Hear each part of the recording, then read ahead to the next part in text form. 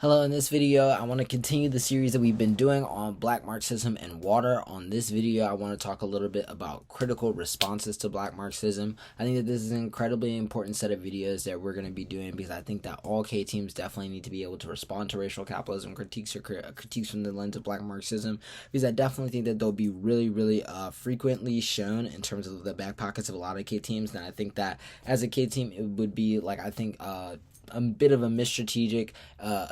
strategic error for you to not really look at this, at least as something to either execute or to be able to defend against. And so I think that getting some of the contextualization from the Intro to Black Marxism and Water video that just talks about what I think about this argument kind of like looks like as a whole in the water resolution, and then tuning into this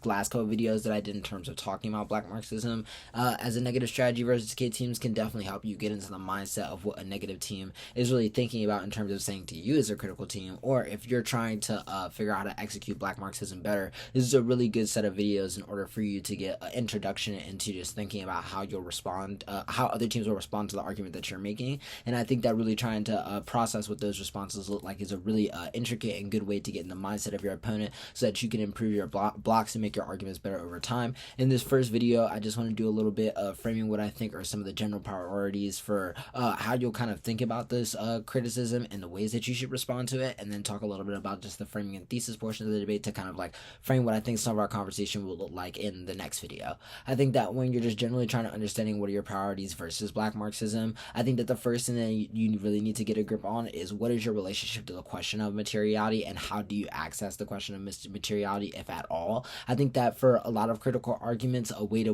really kind of like settle this question in a way that's really simple for you is that you really need to answer the question of like, what is the key internal link from what gets your method from in debate to like a material kind of like export of like what it looks like methodologically, whether it's just like being able to raise particular examples of how your strategies have been implemented, or thinking about the types of unique barriers that debate imposes that your AF overcomes in order to get to the question of materiality. But I think on the other end, a way that you might want to go down this is just generally thinking about how can you maybe impact turn what the question of materiality is really asking and its legitimacy in terms of the affirmative. I think that a really interesting way that I've seen a lot of really good strategies working against Black Marxism is to say that the idea that there is this kind of like clean boundary between what is theoretical and what is material basically reifies kind of like very just defined terms that don't actually give legibility or clarity to the way in which these kind of things coexist and work and build from each other. And I think that a lot of the arguments that you can then be making is why the kind of winning and presencing of the theory that you think is important may be able enough to like win that should kind of like shape the way in which we think about like how material gains are made, even if that theory is made through the question of like how materiality is studied, etc. And I think that really being able to like study and push these questions on the negative team is a really important way for you to just like frame how you're going to think about some of like your general offense against a lot of the types of like various link arguments and the types of like alternative permutation arguments you'll see later on. But then I think in order for you to kind of like further contextualize the power of that type of strategy, you really need to go in on the question of how are you going to deal with the impact comparison debate, and how are you going to frame the debate in a way that's really strategic for you and allows you to move the debate in a direction where the types of like net benefits and interpretations that you're reading push them outside of the comfort zone of being able to both win that materiality and its relationship to anti-capitalism are kind of the only things that should structure the debate, because I think doing so may allow them to get in like really comfortable ground that doesn't allow you to really impose some of the strengths of your affirmative and how you're conceptualizing power, violence, etc. I think that just generally when you're trying to figure out the way that you should be kind of using the framing portion of the debate, I think that the framing portion of the debate should be a place where you're really trying to focus on like being able to start this early on debate about the role that materiality has in the way that it's used to kind of like structure the value of certain arguments in debate and how the judge is able to decide what arguments are good or bad. I think there are definitely interesting ways for you to both either win that your affirmative has access to the question of materiality, but a different source of how you frame that relationship to things like questions of solvency and impact framing, and also that the kind of like idea that there is this kind of clean boundary between materiality and theory is something that is like basically created in order to like further professionalize the ability to think about like knowledge production and how epistemology is produced, which I think are very interesting points of like contact for how you think about the framing overall. I think that if you're taking that kind of like first option in terms of just thinking about how you access materiality, I think that you kind of use that as common ground for where you base a lot of the examples that you kind of like think are good from the affirmative, but really impose a bunch of the kind of questions reasons early on about why focusing the debate purely on the question of capitalism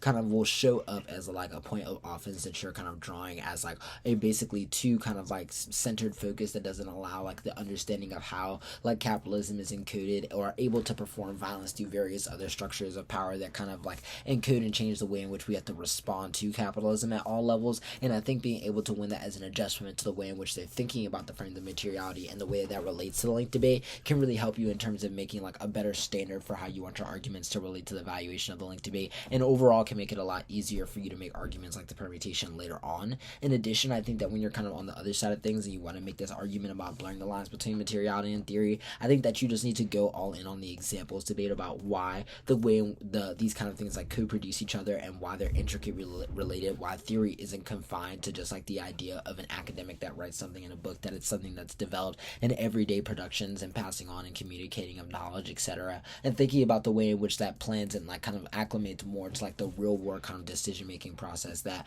a lot of the arguments when like teams make cap are really using in order to push the question of materiality. And I think that being able to really complicate that debate at least allows the judge to give more weight to the idea that the simple ability for you to just like have these static kind of like examples that really sit easily and historically contestably isn't the only way to evaluate like the value of the affirmative, which I think is a really good place for you to sit in terms of trying to find wiggle room in other portions of the flow. In addition to that, I think when you're then trying to take some of this advice and apply it to maybe the thesis portion of the debate, I think that you obviously need to be able to think about your app's relationship to how you are trying to position capitalism as a particular structure. I think that most times a lot of critical teams end up agreeing that capitalism definitely exists as a major source of violence, even if it isn't only the root or source of violence. But I think what's incredibly important against Black Marxism is how do you deal with the question of racial dispossession and the history that it has in terms of how we think about the accumulation of capitalism and the changing kind of like basically maybe not desires but investments that are made through various types of institutions